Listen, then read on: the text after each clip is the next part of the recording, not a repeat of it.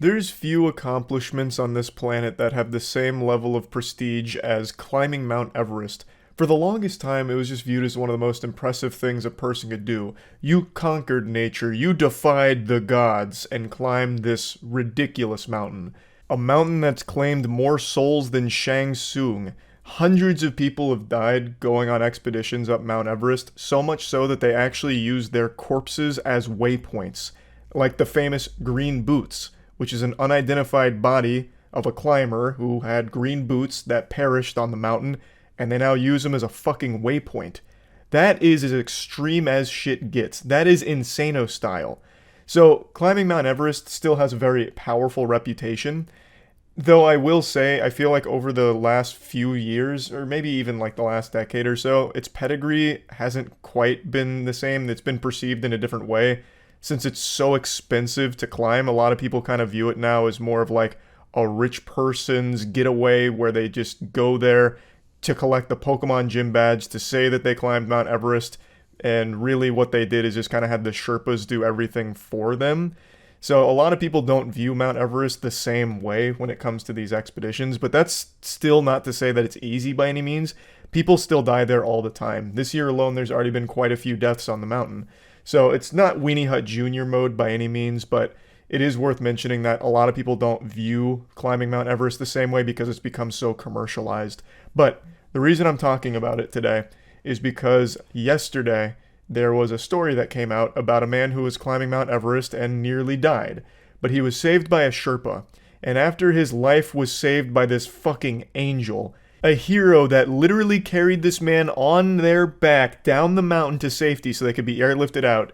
In response to that unbelievable action, the guy started thanking his sponsors, and only his sponsors. He never thanked the Sherpa that saved him, or really any of the Sherpas that helped save his life and perform this incredible rescue. He only had his sponsors to thank, at least until public backlash started mounting, and then he very quickly said thanks to the people that actually saved his life. It's just crazy. So let me go over this story with you because it's a wacky one. So this was posted on Instagram from the Sherpa that found and helped save this man's life. I hope I don't fuck up the name pronunciation. I think it's Gelje Sherpa. But basically, they were on an expedition and they had a client and noticed that this guy was about to go meet the big man upstairs. He was on death's door about to get a game over screen and decided to cancel the trip and focus instead on rescuing him and saving his life. So they strapped the man to Gelje Sherpa's back and began the 6-hour journey downward in order for him to be airlifted out. He is literally carrying this guy on his back. This is some shit out of Death Stranding. Now, of course, this wasn't the only Sherpa that helped here. There was a lot of people that came to the aid and saved this man's life. And he had nothing to say about his saviors here. Instead, he immediately went to thanking his sponsors. His statement was, "I shit you not, I am alive today because I had the best and dedicated partners, the 14th Peaks Expedition Co. and Global Rescue Inns." On his own Instagram post, this is all he had to say.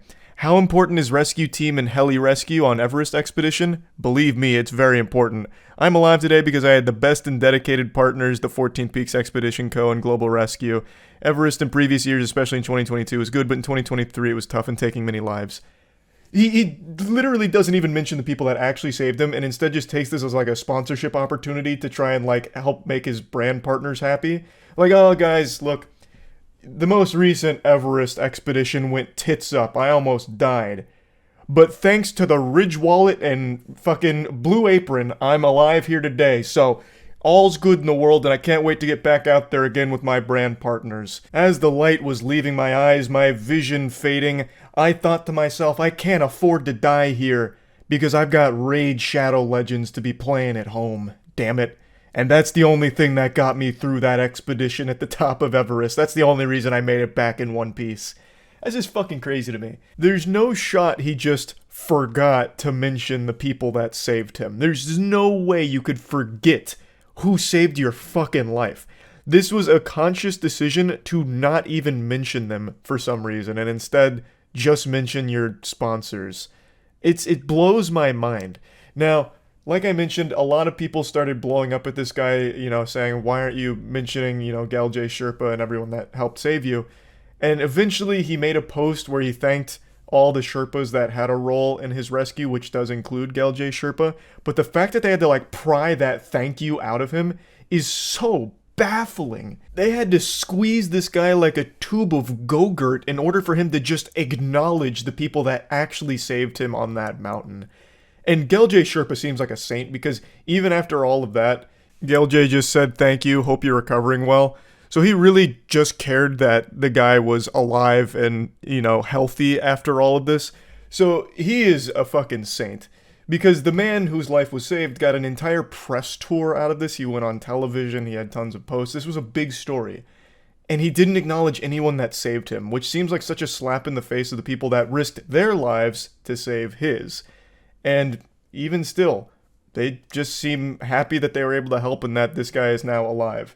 Now, I want to show another clip that kind of goes over it a bit more. This is from CNN when they covered this story earlier this week. The guide was climbing with someone else up Mount Everest when he spotted the climber in distress, clinging to a rope and shivering. Temperatures in that area can drop to negative 86 degrees Fahrenheit. The Sherpa wrapped the climber up, put him on his back, and carried him down, descending nearly 2,000 feet. In places where it was rockier, we could not drag him. We had to carry him on our backs with difficulty. How do you not thank them? I can't get over that. This is not something that you just, slipped your mind, happy to be alive, but I'm even happier my sponsors are still behind me. They got my back. Oh, and then, of course, also some people saved me. Like, I don't know how you don't thank them. But yeah, I just wanted to talk about this a little bit because I thought it was kind of a wild story, and that's about it. So yeah.